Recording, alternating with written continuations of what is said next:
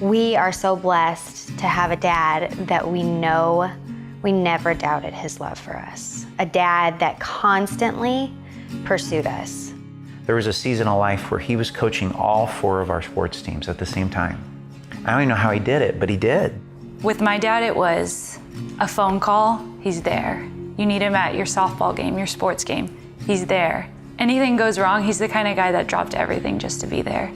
He would give up his vacations to go with us on our youth trips every year. He would just make time for us. He was very busy at work, but he always made time for us as well. He made us a priority.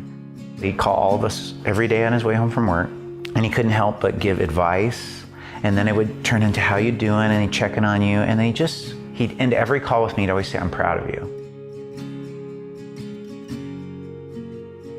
I stepped into the garage at our family home the other day, and I found myself in tears just because going in that garage, you know, this is your man space. This is where my dad gets to put whatever he wants in there. But what's filled in that space is our trophies from over the years, pictures of us across the walls, all our sport, anything, just it all revolved around his kids. So we're not a perfect family. My parents fought. Nothing was in place. I think we were always the last ones to church, but it's the core things. The core things were in place. We were going. My dad believed in community. He believed in those things. And I think they made church fun. They made it adventurous for us. They showed us that God is fun and church is fun and it blesses you and it brings blessing. In the middle of his cancer battle, one thing I admire about my dad and his faith is he knew where he was going if he passed away. And that helped my own personal faith grow stronger. Is just how much he knew, in the end, I'm gonna win. Whether I beat the cancer battle or whether I pass away, I'm gonna be okay.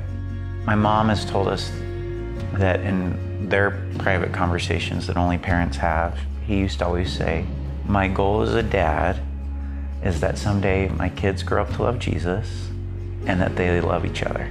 And because someday I won't be here, and if they do those 2 things, they'll always be okay.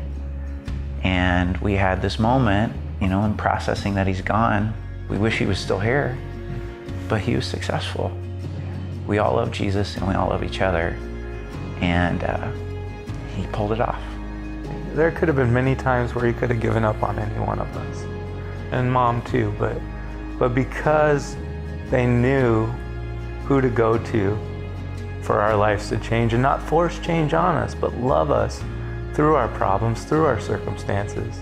You walk in peace of watching a terrible death, but we walk in peace because he walked and chose peace, you know, like, and we're blessed because of that. I just miss my dad so much, you know? It's a lot easier just getting those answers, but you learn a lot about faith when it's taken away from you because that's life, you know? I've thought so much about his legacy and what it means in life to be successful.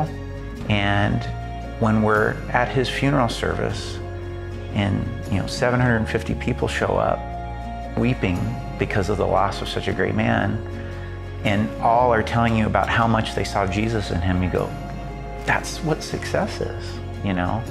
And I think he taught us how to love Jesus well, and it's you give and you serve, and you put people first, and that has permeated deeply with us, and I think that's why we're all served the way we do now, is because that's what our dad did.